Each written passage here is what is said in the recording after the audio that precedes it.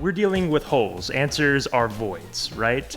And we're talking around and trying to basically make a donut so that we can hold them up. And so I appreciate all of you dealing with my questions and kind of talking around them sometimes and trying to address them directly. Silas, and for all the writers here that have addressed the idea of Southern literature, it is directly tied to place. And I think that idea of quote-unquote Southern literature in the 20th century meant something very different than it means now, where that place was more of like a staunch like power stance. It's our place, and who is the R, and why does it matter so much? How do you think that has changed in your own writing and kind of generally as we move into the 2020s almost? Well, my book is called Southernmost, not only because it's set in Key West, but also because I really wanted to write about a changing South and how I think that the South is a microcosm for the rest of the country. And it's always sort of held up by the rest of the country as the other, but instead I think it's a mirror always. And it's real easy to just put all the bad stuff on the South, you know, and that lets the rest of the country off the hook. And that's dangerous, you know, to just always have somewhere to push all the blame. So in the book, you know, they're making this journey from Tennessee to Key West. And so they're moving across the New South. It's mostly set in 2016. And so along the way, they're encountering a lot of people who would be the other with a capital O. You know, they encounter Hispanic workers and a Cherokee woman who's being harassed in a truck stop parking lot, and all these people from other countries who are in these roles of servitude, you know, even though they may have come from a very professional background in their home countries. And so I'm trying to show the South as a really changing landscape where lots of different people are living together in a way they haven't before. And that's one of my favorite aspects of the book, you know, because on the surface it's a lot about LGBTQ issues, but I'm also trying to say that there's lots of kinds of othering. And the South always gets blamed for all of that. But really, again, it's just a mirror for the rest of the country, if that makes sense. Yeah, no. Anybody else have any other thoughts on that or no? All right. The name of our panel is Sense of Place, right? And kind of the idea or the definition of that term deals with almost like a mystical kind of thing, like set onto places that makes them special, that makes people connected to them. Do you buy into that? And also, what do you think makes a place special?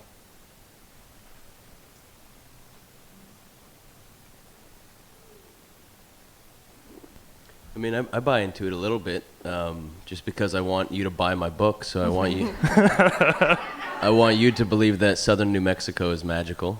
I think it is, though. Like, but that's also because it's home for me, right? It's magical because that's where my people are. That's where my blood's been running for a long time. So again, I think it comes back to people more than anything. But I also, like, I live in New Orleans now, and I love this place. You know, my blood hasn't been running here for a long time, but it certainly does boil on occasion. So yeah, I think there's something to saying that a place is magical, but I don't know if it's ever more magical than any other place. You just got to find what that magic is. I would definitely agree that there's magic in places. I think that if we're prepared to say that, well, first of all, I think, you know, some of the diversity in this magic, it's what has come up again and again in this panel, which is seeing the place through the characters. And so how the characters experience that place, you know, different characters will find different places magical, or if, you know, magical or places that they feel a strong connection to for whatever reason, whether it's something that they can trace specifically to actions and experiences or something that just seems to come out of nowhere and we call it magical because of that. But I think, so we, you know, there's that very important character aspect to it too. But I think if we're prepared to say that any land is sacred, we have to be prepared to say that all land is sacred and that there is that possibility in any place we go to, depending on the character, depending on what they're open to, how they see it, depending on how it's different. Because I think often for us, what makes a place stand out is how it's different from what we're used to. And the danger there is if you build Starbucks on everything and then it becomes all the same. If I can apply some of the things we've talked about so far to broaden the question slightly, in the sense that that the magic can be a dark magic, number one, and number two, that sense of location in the broader sense. Your question reminds me of why I was drawn to in this series of 4 books that I've been doing, that Paris and Dark's the 4th of, why I've been drawn to that so strongly, and it has to do with the big issues, the zeitgeist of that 1914 and 1918 era. I've got a cheat sheet in here in front of me because I want to get the list to you in full because the power is there. I want to tell you the big issues, the zeitgeist of 1914 and 1918, okay? Drastic new technologies expanding the capabilities of mass killing and destruction. The appropriate place of America in the world. The ravages of war. Waves of immigration, often desperate in motive. The struggle for a viable free press. Violent acts of terror. The thrashings of governments under siege. The clash of ideologies, both political and religious. Racial oppression and gender oppression. Dictators and would-be dictators gaining and asserting power. Those were the big issues from 1914 to 1918. Do they sound familiar? That's the dark magic for me of that period that is having me write those books, because these Christopher Marlowe Cobb books are the story of our times as well. It is the story of our times. And that's the dark magic of the human condition. We keep replaying and replaying and replaying our deepest sins, our deepest faults, but hopefully our deepest capacity for stepping back, creating works of art, finding a way forward. As grim as that might seem, and it's a possibility at the moment, nevertheless, for me, that's the real magic of art and the whole human condition. I think what makes a place special for me is if it's a complex place, and I mean, all places are really, but the writer's job is to reveal that complexity. I think so often the bad writing I see is either a place is very romanticized or it's very vilified, and we latch on to the vilifying, but it's just as bad to romanticize a place because it simplifies it and it takes that complexity away. Have you all read this article about the bridge that the dogs have been jumping off of in Scotland? Like something, I think it's Scotland. I want to say it is. Something like that just catches my attention immediately. And as I was reading the article, my first thought was, oh, I'm going to write about this. But of course, that story has already been written. It's been written by the Times, but then a man's already written a much longer book about it. But that's a magical place. This bridge, and there are explanations, and the scientist said it's because vermin live under the bridge, and the dogs can smell it. And yesterday, as I was walking by, is it Jackson Square, where they have the horses, which is a very difficult place for me to be. I grew up with horses, and I always sort of force myself to walk down that strip and to see the horses, and I try to make eye contact with them, and I try to send them love, even as I'm just in exquisite pain. But there was a man walking by with a dog, and it's a little puppy, and the puppy was just trying to lurch himself at the horses. And I remembered Faulkner, and I remembered the smell of horses and how important that is to him, and the way he's able to walk this really fine line between romanticizing the South and also eviscerating it. So I was thinking about all of that, but I was also thinking, as I was listening to everyone else respond, a place can be magical a hotel room can be magical. I mean, we're talking right now a lot about geographical spaces, but I think it's also important to talk about, you know, a hotel room in Chicago on the 18th floor when there's a snowstorm outside and perhaps the person you're with in the room is a man who's not your husband. That becomes a magical space, and you become aware of the way that the light comes out of the bathroom when he closes the door, and you become aware of, does he turn on the light before he closes the door? Is he considerate like that? Is he less considerate than your husband? So sometimes it's about finding, you know, the magic in this space that can, again, speak to the character and speak to the importance of and the relevance of this space or place in the larger work.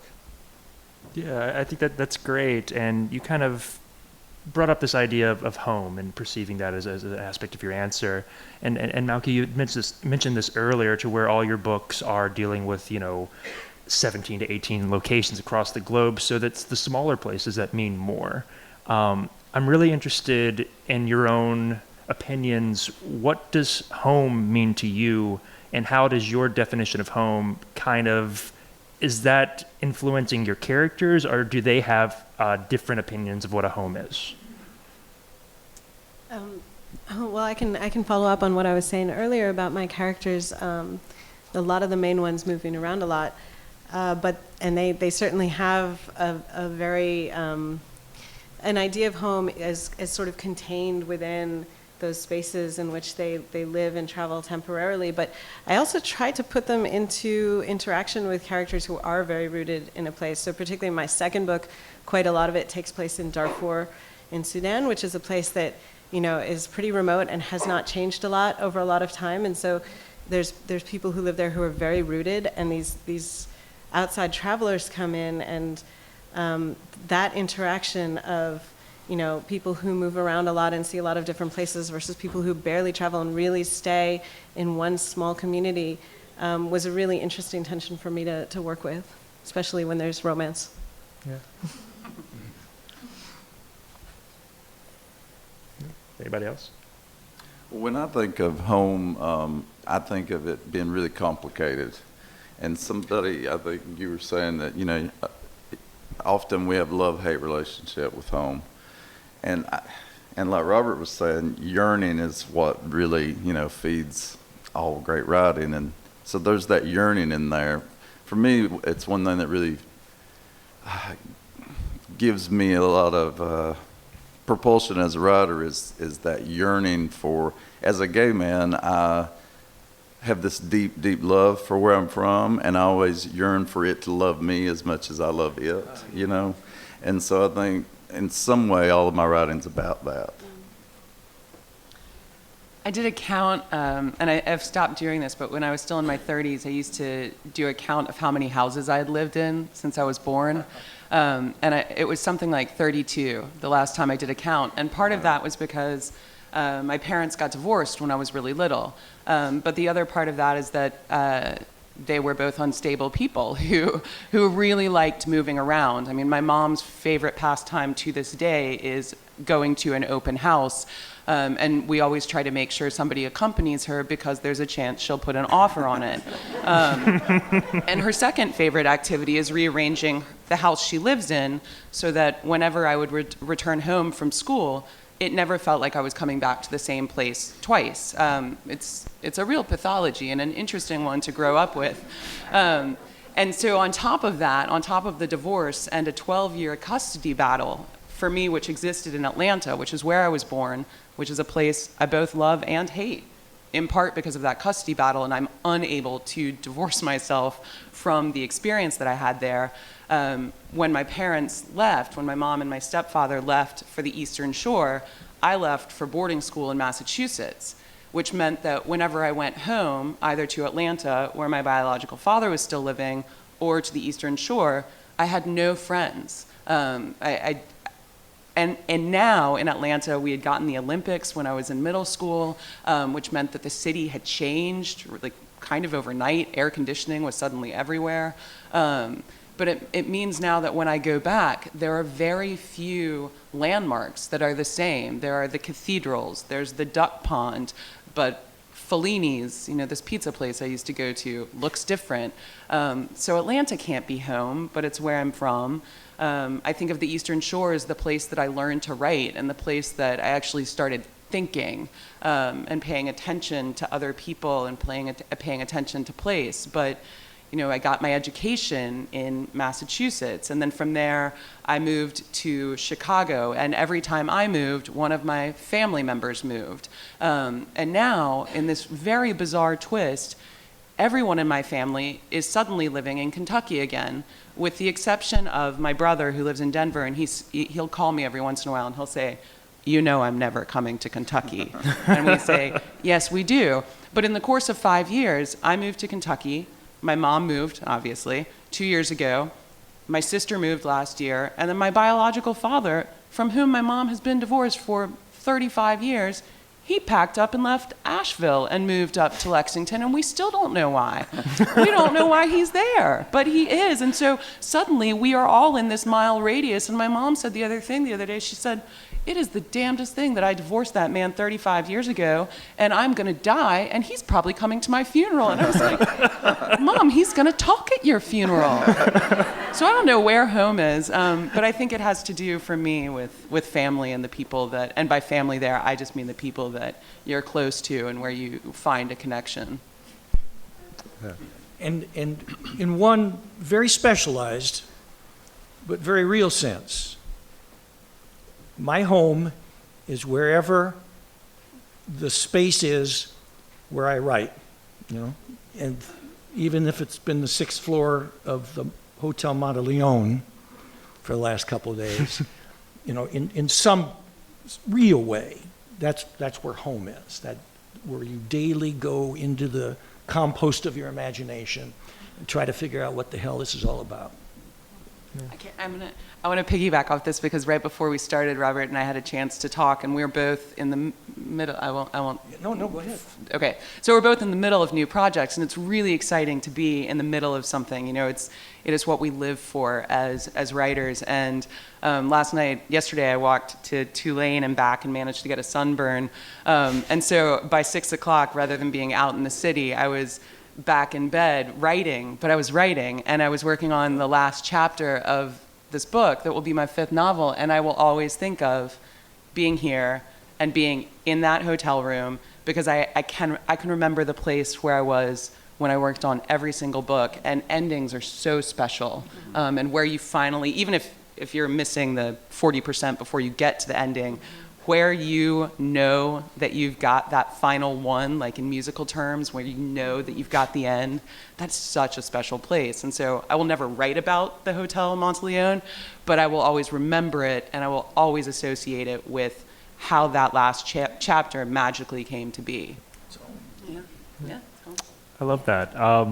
Sadly, it is time to stop our discussion, but happily, it is time to let you participate a little bit in the audience there with questions for about 10 minutes here. It's okay for the character to not notice or not mention everything. That means that you, as the writer, have to be really on top of what the small things that are going to get that granularity and make sure that they find a way, whether it's within the character's consciousness, whether it's sort of a side note, because we all notice things. We might not remark on them in our heads, but we're still interacting with them, and so it's pulling the right ones out. Yeah, even if it's a point of view character, right? Your reader needs to know what it is they're not noticing, right? So Bob is depressed and he's walking down the street and he's not noticing the vomit in the gutters and the beads in the trees and the streetcar rattling, right? You say it that way, so we get the sense of the blasé-ness, but your reader also gets to see what that place is. Yeah, it's a character I probably wouldn't put in first person, so I could have that distance. That makes me think of one of my favorite stories to teach, Bullet in the Brain by Tobias Wolff, and there's this, it's just a stunning trick of narration. Here are all of the things that he doesn't remember.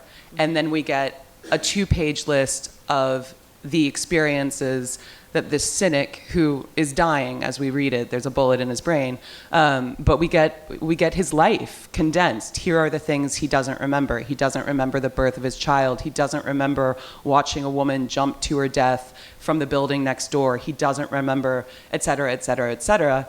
And, again, this is in third person, so that's one of the tricks. We get to know him really, really well. And then the beautiful twist in that story is the one thing that he will remember, and I won't tell you because you have to read it on your own. It's so good. Very but short, too. Yeah, it's so gorgeous. I also think that's the kind of thing that writers just love, a challenge like that. That's one of the things we like to do is figure out how to do stuff like that. And if you're writing, if that character is somebody you should be writing about and through, he's not blasé about something. You've got to focus on the thing that is really deeply engaging him.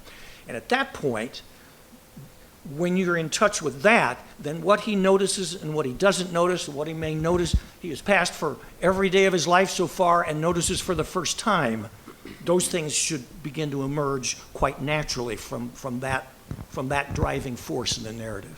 And if he's really clueless, you can always have him trip over something or bump into someone.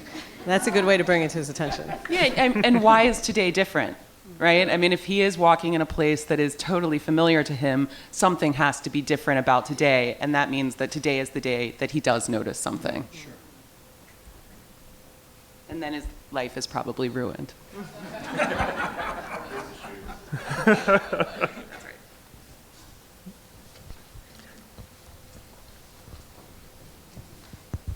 I have a question about millennials and technology. Most of us in the audience are a little older, and I'm just thinking, I know a lot of millennials whose sense of place has been shaped by video games and by virtual reality. I feel this is going to change the way they look at literature and they look at place, and I'm just interested in how you all react to that. The experience of literature is in the consciousness of the reader. The words the words you choose and the order you put them in. And whether I read in a book, and I am an inveterate book sniffer, I have never met a book I didn't stick on my face and smell. But I'm wildly crazy about carrying 1,000 books around with me in my little device. And in both extremes, the reality of literature, if you're really reading the book in the way you're meant to, within seconds of beginning to read, the pages that you can smell and that glowing screen fall away. The experience is here, invested there by the artist's ability to put words in the right words in a certain order. So they are the same thing, it seems to me. Yeah, I think 75 years ago, people could have asked the same question about movies changing people's sense of place. 50 years ago, they could have said the same thing about television changing people's sense of place, or in that time as well, radio drama is changing the way people experience place. Even if we go back 500 years, we can talk about the way books becoming widely available could change the way people think about place. I mean, I know that I write sometimes in a very cinematographic way, even though I'm not hoping that my books will become movies, but I have a certain visual sense of the idea of panning or zooming that people didn't have before those became a really common way for people to experience narrative. So doubtless things will change, but it's not the first time it's happened. And I think there's some very exciting possibilities as well with video games and with virtual reality as different ways to tell stories. I don't think, and I profoundly hope, they will not replace books and radio and other non-sort of visually augmented narrative.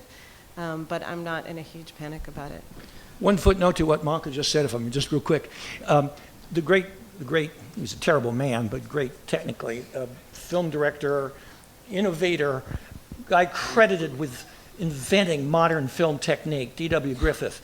He himself credited one person with teaching him everything he knew about film. And the person he credited was Charles Dickens, who died decades before film was invented. All those techniques have existed on the printed page as a kind of cinema of the mind. And when there were no books, and when we were telling stories around campfires in caves, the same experience was going on in our consciousness. So I think maybe just to look at the question from a different angle, maybe you're asking, like, can a kid really understand southern New Mexico if he's spending all of his time looking at Instagram, right? And I think that's a good question, but one of the ways in which you really become an expert about a region is by understanding its uniqueness, and uniqueness is about a place in relation to other places. And I think that young people have a chance now more than ever to understand other places because of social media. Are they always getting a nuanced view of other places through social media? Maybe not. But I certainly know that my students who, range in age from 18 to 25, they know more about the world than I did when I was 18 to 25. And that's because of the opportunity they have to communicate with other people in other places instantaneously, right, through social media, and also because they have the opportunity to travel more than ever before, you know? I mean, I heard that WOW Airlines just went bankrupt, which was the airline that would take people to Iceland for like $80, but I mean, like 90% of my students had been to Iceland because they could get a round trip ticket for $80. And it's like that was not something that was available to me when I was younger, but it is something that's available to people now. So I think, yes, there's a way to look at it and say that, oh, you're only going to see the Instagram posts about, you know, places and see the sort of exotic or cliche way in which they're portrayed. But I think that you can also say that now more than ever, young people have the opportunity to understand how unique places are in relation to where they're from. And that will help them better understand not only other places and other people, but also where they're from, and help them communicate that to others as well. So I'm definitely on the side of not being too scared about what social media and the internet is doing to kids. I think it's an opportunity for us all to connect better. I am terrified by my students and also by social media, but I think there's a real interesting dichotomy at work right now with the people who are in my classroom at least, and that's, like Josh was saying, they are the most global generation that we've ever seen before, and they're also the most tolerant that I've ever taught before. They're very open to different points of view. At the same time, at least with what I'm encountering, this is anecdotal, they are very cloistered because a lot of that communication that's happening is in the privacy of their own room. They're looking at screens. And I recently was talking to two of my students, and they were telling me, these were grad students actually, and they were telling me about what they talked about when they went to bars. And it didn't sound like anything of substance. And I said, but you're so close. Whenever I see you, you're so close. You seem so intimately connected.